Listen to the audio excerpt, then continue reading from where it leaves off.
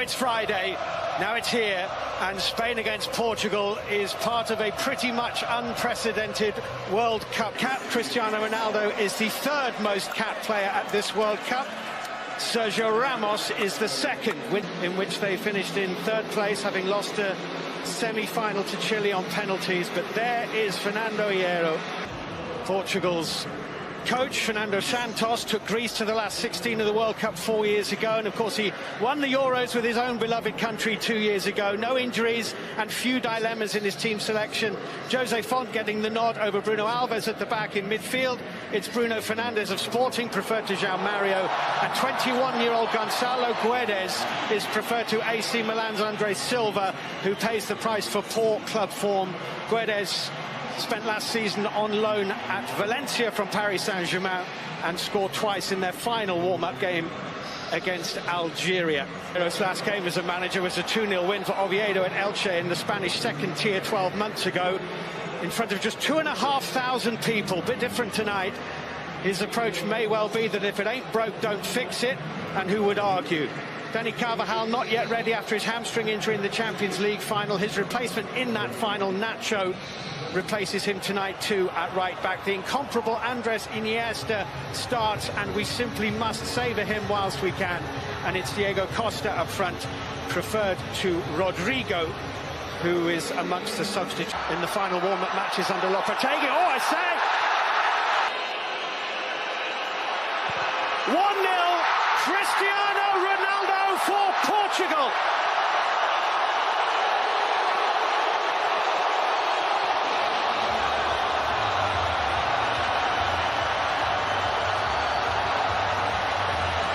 Absolutely nerveless, as you would expect from the man playing his 36th game in major tournament football. Super penalty from a wonderful player. Ahead here by Bernardo Silva. Cristiano Ronaldo touching it for Guedes. Floats it in. There was a rugby movement inside. Oh, what a shot that is! Jordi Alba! Saved on the line. That's Pepe, and he's in a little difficulty. Got a hand from Diego Costa. Referee says play on. Costa makes it 1-1. What a match we have here.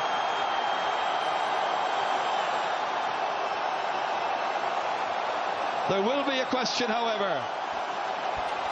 Was Pepe fouled in the build-up to that by Diego Costa? Well, Pepe goes down theatrically, as we've seen so often in the past, but this is why this fella is playing, and Morata hasn't been selected, which would immediately indicate to him if there was a need for that. This was that shot, came down. No. Very close. Straight at the wall. You might remember the Confederations Cup last year. They're attacking again. Oh, it's gone in, and the goalkeeper's made an awful mistake. And Ronaldo, who started the half with a penalty goal, has finished it with another one. And this time, David De Gea will know that he really should have stopped that. Celebrate on this occasion to keep it alive and feed Ronaldo, but this is a collector's item. David De Gea doesn't do this. Having said that, against Switzerland, he let a very soft one get weeks, saying he wasn't quite absolutely certain where he would be next season, but Lopetegui apparently has said side position. This is a threatening moment, and it's Costa who's got another, and it's 2-2. You said it would be dangerous, and it was. And Portugal had been forewarned and didn't take decisive action. Instead, the decisiveness came from Diego Costa, who, like Ronaldo, has got a second, and it's beautifully poised.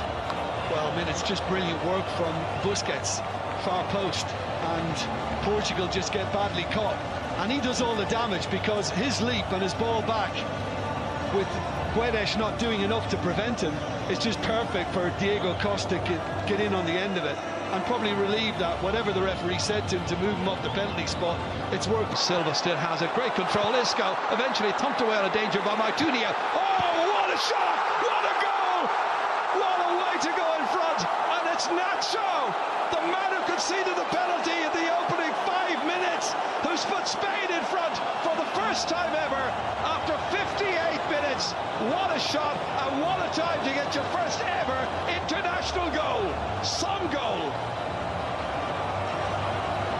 Well, what a hit this is, you know, and it was all, I think, a little overdone by, not Isco, but certainly Jordi Alba, but David Silva was the one kept it going. It's just a kind break because it comes off Carvalho into Nacho's path. But you've got to give him credit because he... Can he smash it in? Can he what? Who else would dare to do that? The manner in which he approached it.